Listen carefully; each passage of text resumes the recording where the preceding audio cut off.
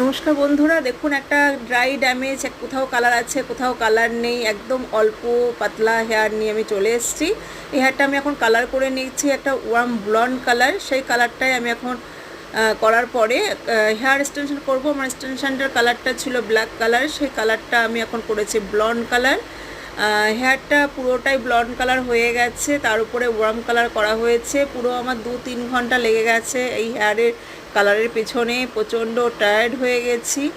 আর তারপরেই হেয়ারটা এখন আমাদের লাগানো হবে হেয়ারে। তারপর দেখতে থাকুন কেমন লাগে আমাদের ক্লায়েন্টের হেয়ারটা। তো হেয়ারে দেখুন একদম ম্যাচ করে গেছে, যে কালার আমার ক্লায়েন্টের হেয়ারে আছে সেই কালারটাই আমি কিন্তু এক্সটেনশানে করেছি, একদম সেম টু সেম কালার। আর কত বড় লাগছে! ক্লায়েন্ট আমাকে বলেছিল প্রথমে আমি হালকা একটু লাগাবো হেয়ার, তারপরে আমি বেশি লাগলে বেশি লাগাবো। তো কেমন লাগছে অবশ্যই জানাবেন, কমেন্ট করবেন, সাবস্ক্রাইব করবেন চ্যানেল।